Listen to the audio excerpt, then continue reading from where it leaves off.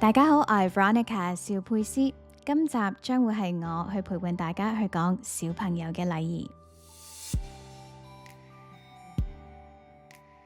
我唔知大家有冇發現啦，而家現今社會嘅其中一份子，同埋我作為一位兒童品格教育導師呢，的而且確發現係有越嚟越少聽到唔該、多謝、唔好意思、對唔住呢啲咁嘅說話嘅。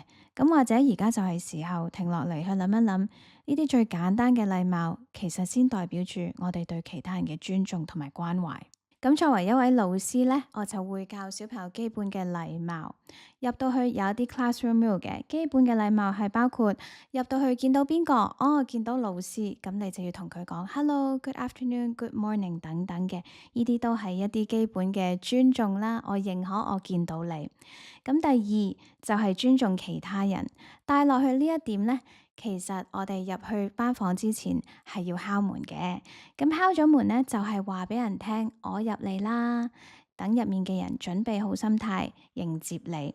呢樣嘢都令到小朋友嘅內心裏面產生咗同理心嘅，佢會 feel 到 OK， 我要令到嗰個人安全同埋舒服，咁我就入嚟啦。第三就係行為上嘅禮貌。咁行為上我哋去到課室裏面係應該點坐嘅呢？係坐喺凳定係坐喺個 mat 度？係點樣坐呢？呢一啲都係我哋去到社會唔同嘅地方需要尊重嘅一啲規矩嚟嘅。第四，眼神接觸，我哋應該點樣望住人，或者用咩眼神去同人講嘢呢？咁當然就係我哋鼓勵佢哋笑啦，咁同埋眼神嘅接觸就一定係要望住對方去講。你如果唔係望住人哋，人哋唔知道你同緊佢講嘢噶。咁第五啦，就係遵守社會嘅規範啦。你喺課室裏面係應該好冷靜、安靜咁樣去聽人講嘢，定係好大聲噶？我哋會教小朋友，classroom 入面呢，就係要尊重老師啦，專注力要放喺老師同埋老師教緊嘅課題，或者人哋講緊嘢嘅時候，我哋要好好聆聽。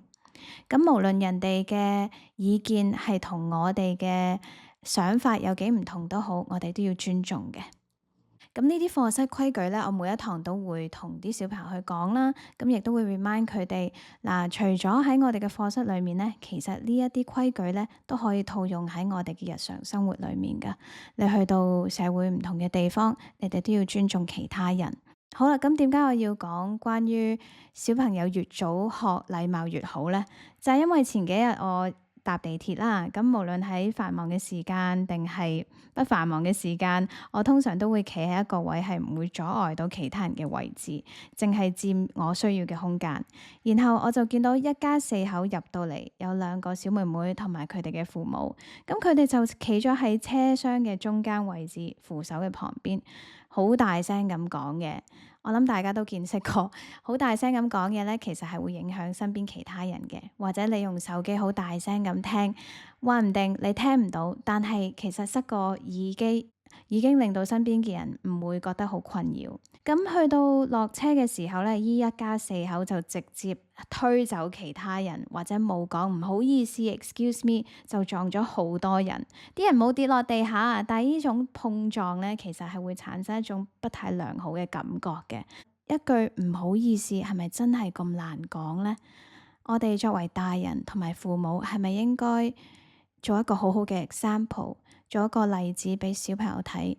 唔好意思其實可以令到成件事圓滑好多。一句唔好意思可能會令到隔離嗰啲人 OK， 見到佢哋一家四口要出嚟咯，我哋移開先，咁成個 flow 就會舒服，冇人會受到碰撞。再講埋一句唔該，大家都會覺得舒服好多。好啦，咁而家我就講喺課室裏面遇過嘅事件啦。咁有一位小朋友係叫 M 嘅。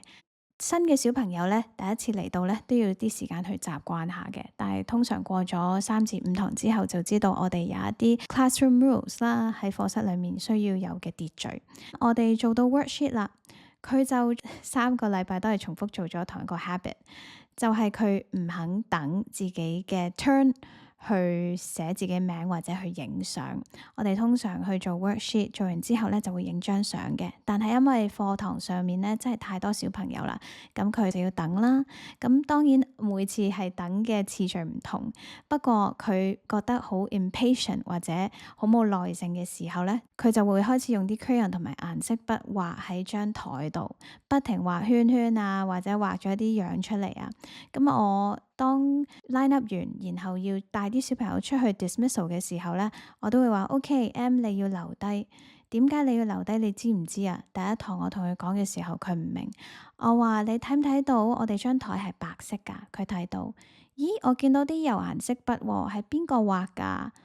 佢就知道係自己 me 咁樣。OK，你畫㗎喎。咁我哋喺課室裏面應唔應該畫張台㗎？唔應該。咁你知道唔應該？咁我哋要抹張台㗎喎。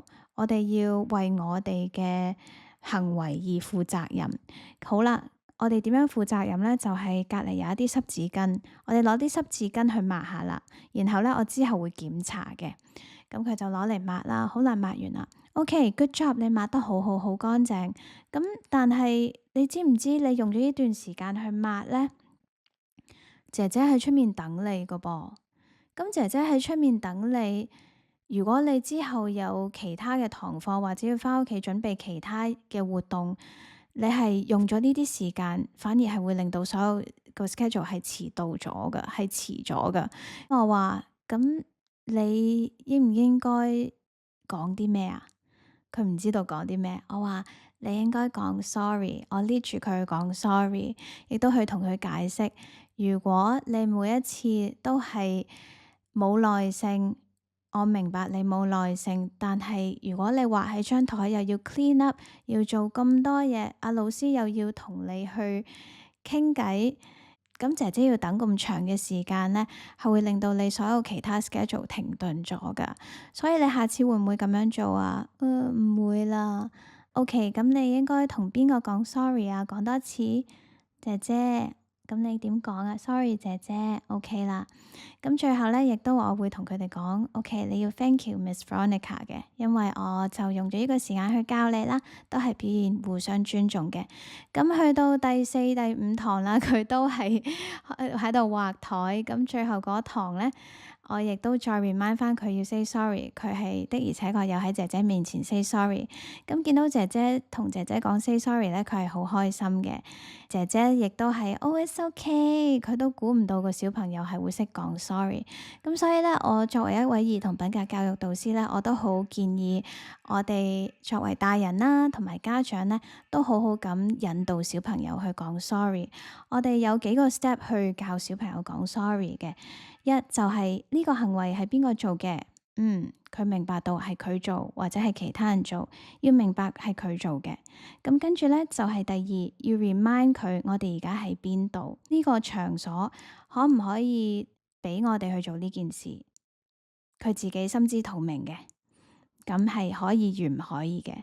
導致到第三有咩 consequence 後果係乜嘢咧？如果你做咗呢個行為，你要同佢去解釋啦。咁最後就係教佢點樣 say sorry。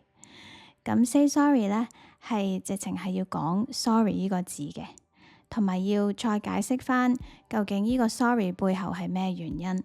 咁最後佢講咗 sorry 啦，咁我哋就要 call 翻小朋友 Thank you for saying sorry， 你做得好好。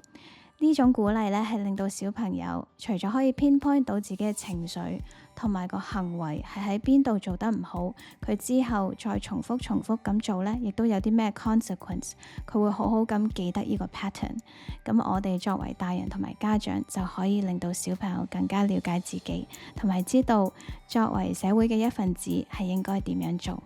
我哋俾多啲空間小朋友，亦都俾多啲時間同埋心機落去。我對小朋友有信心，我亦都對家長有信心。大家一齊加油！